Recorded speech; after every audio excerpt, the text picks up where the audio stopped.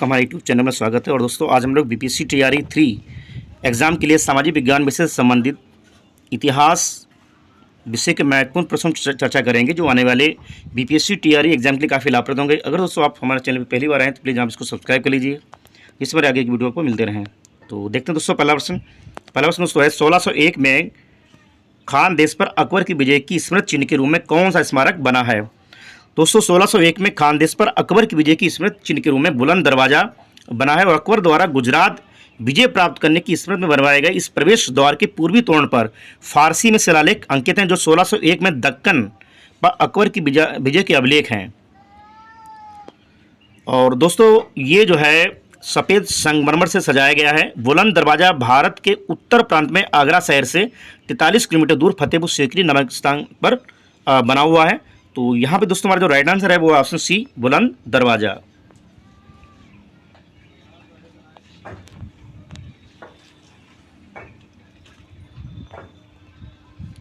अगला क्वेश्चन निम्नलिखित में से कौन सा एक फतेहपुर सीकरी में स्थित नहीं है। तो option A Panchmahal, B Moti Masjid, सी मरियम मकानी का महल और डी उपयुक्त में से एक से अधिक, ई उपयुक्त में से कोई नहीं।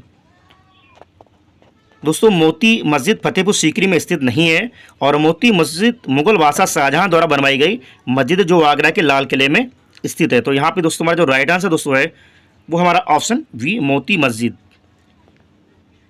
ये फतेहपुर सीकरी में स्थित नहीं है।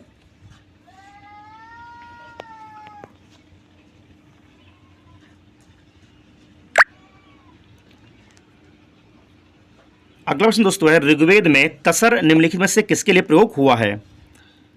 ऋग्वेद में तसर बुनकर के लिए प्रयोग किया जाता है और ऋग्वेद काल में कपड़े बुनने का कार्य बड़े पैमाने पर किया जाता था और ये कार्य मुख्य रूप से स्त्रियों द्वारा किया जाता था। इसके लिए सीरी नामक शब्द का उपयोग भी किया जाता है।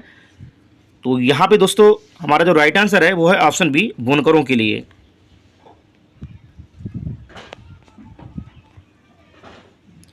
अगला प्रश्न दोस्तों है जेम्स मिल की रचना the history of British India का प्रकाशन कब हुआ था। दोस्तों जेम्स मिल की रचना the history of British India का प्रकाशन 1817 में हुआ था। जेम्स मिल 1773 से लेकर 1836 स्कॉटलैंड के इतिहासकार, राजनीतिक, दार्शनिक एवं मनोवैज्ञानिक थे और डेविड रिकार्डो के साथ उनके क्लासिकल अर्थशास्त्र का जनक माना जाता है। तो यहाँ भी दोस्तों हमारा जो राइट आंसर है वो है ऑप्शन सी 1817 में जो है the history of British India का प्रकाशन हुआ था। नेक्स्ट दोस्तों मंगल पांडे किस विद्रोह से संबंधित था। दोस्तों मंगल पांडे बैरकपुर विद्रोह से संबंधित थे और मंगल पांडे ने 29 मार्च 1857 को विद्रोह कर दिया था। तब वह बंगाल के बैरकपुर छावनी में तैनात थे और उन्होंने कारतूस का इस्तेमाल करने से मना कर दिया था और साथी सिपाहियों को भी विद्रोह के लिए प्रेरित किया था।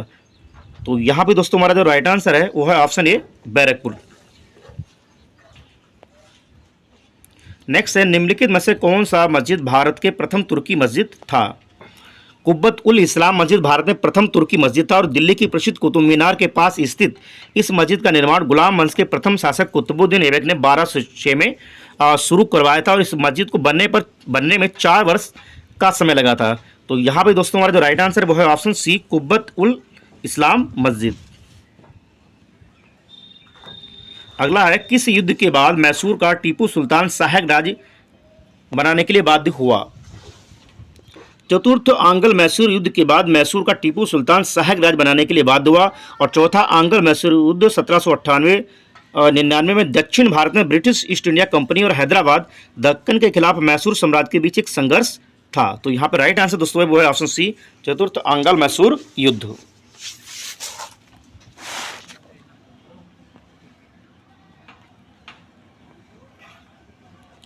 अगला है दोस्तों शाहजहां के शासन के 8वें वर्ष में शासन के राजकीय इतिहास और पातशाहनामा का लेखक कौन था।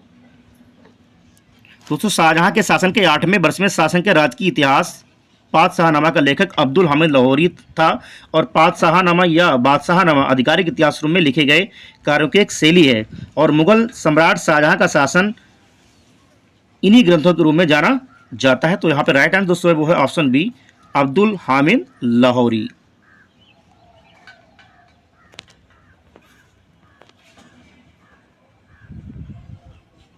अगला, किस अभिलेख में गुप्त वंश के शासक रामगुप्त का नाम आता है?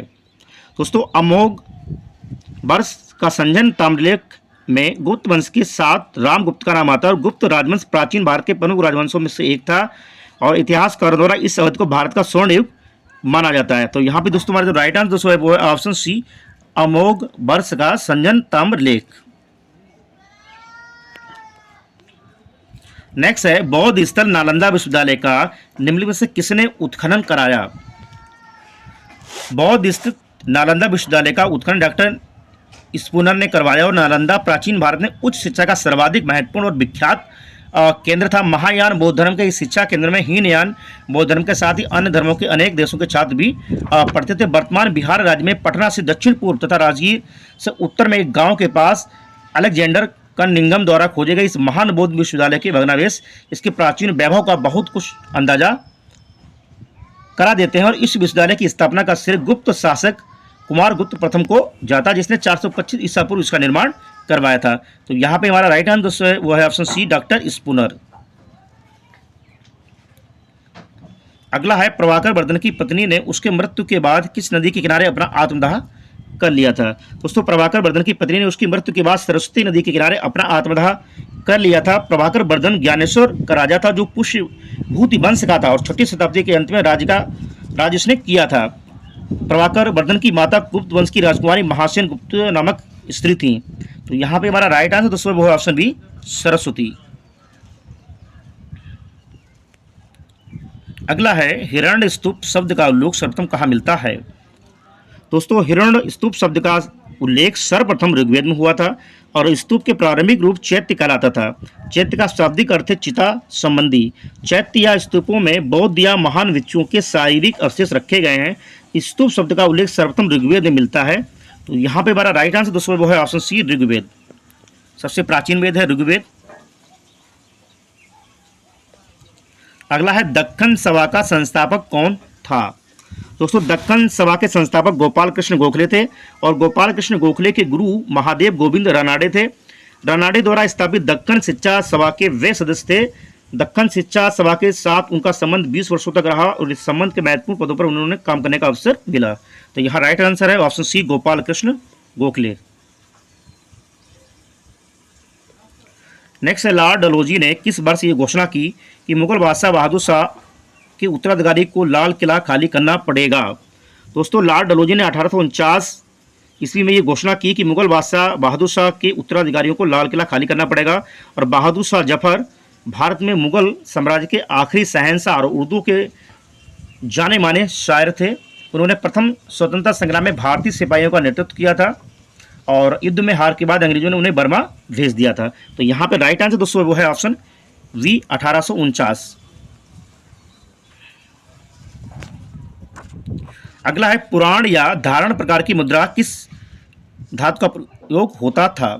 दोस्तों, पुराण या धरण प्रकार की मुद्रा में रजत धातु का प्रयोग होता था और भारत में सबसे प्राचीन सिक्कों का नाम पुराण या धरण मिलता है। इन्हें ही पंचमार्क या आह सिक्का कहते हैं। बाद में इन सिक्कों को करसापण नाम दिया गया था। करसापण का संक्षिप्त नाम पण भी है। तो यहाँ पे राइट आंसर दोस्तों वो है ऑप्शन सी, रजत।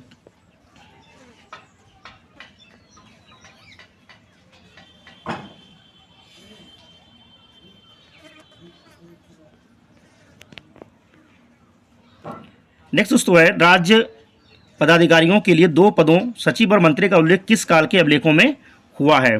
दोस्तों, राज्य पदाधिकारियों के लिए 2 पदों सचिव और मंत्री का उल्लेख गुप्त काल के अभिलेखों में हुआ है और भारतीय राजनीति के अनुसार अमात्य राज्य में 7 अंगों में दूसरा अंग है जिसका अर्थ है मंत्री। और राजा के परामर्शदाताओं के लिए अमात्य, सचिव तथा मंत्री, इन 3 शब्दों का प्रयोग किया जाता था। यहाँ पर राइट आंसर दोस्तों वो है ऑप्शन सी, गुप्त काल। अगला है, समरकंद के मोहम्मद नादिर और मोहम्मद मुराद किसके शासनकाल में भारत आए थे? तो यहाँ दोस्तों हमारा जो राइट आंसर दोस्तों है वो है ऑप्शन वी, जहांगीर।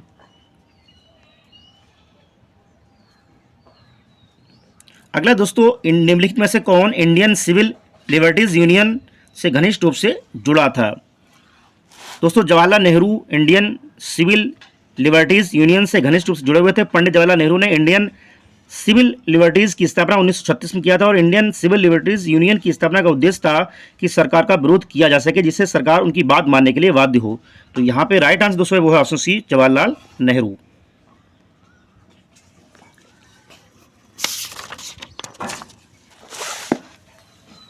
अगला प्रश्न दोस्तों है गविष्ट क्या थी। तो दोस्तों गविष्ट गायों के लिए होने वाले संघर्ष को कहा जाता था। ऋग्वेद काल के लोग मुख्य रूप से पशु चरवाए थे और उनमें अधिकांश युद्ध गायों के लिए हुआ करते थे और गविष्ट शब्द का प्रयोग युद्ध के लिए या गांव के लिए खोज के लिए करते थे। तो यहाँ राइट आंसर दोस्तों वो है ऑप्शन ए, गायों के लिए। अगला है निम्नलिखित में से किसने गुप्तों ने पतलून पहनना सीखा। दोस्तों गुप्तों के पतलून पहनना कुषाणों ने सीखा था और गुप्तों ने कुषाणों को काठी, बागडोर, बटन वाले कोट, पतलून और जूते का उपयोग भी सिखाया था। तो यहाँ राइट आंसर दोस्तों ये कुषाण। और लास्ट क्वेश्चन दोस्तों रूस के ग्रामीण अधिवास सामूहिक फार्म को क्या कहते थे। दोस्तों रूस के ग्रामीण अधिवास सामूहिक फार्म को सोव खोज कहते थे और जनसंख्या के मामले में रूस दुनिया का 10 सबसे बड़े देशों में से एक है। तो यहाँ राइट आंसर दोस्तों वो है ऑप्शन सी, सोव खोज। तो दोस्तों ये थे सामाजिक विज्ञान विषय से जुड़े हुए महत्वपूर्ण प्रश्न जो आने वाले बीपीएससी टीआरई एग्जाम के लिए काफ़ी लाभप्रद होंगे। अगर दोस्तों आप हमारे चैनल पर पहली बार आए तो प्लीज़ आप इसको सब्सक्राइब कर लीजिए, जिसमें आगे वीडियो को मिलते हैं दोस्तों नेक्स्ट वीडियो में। Thank you.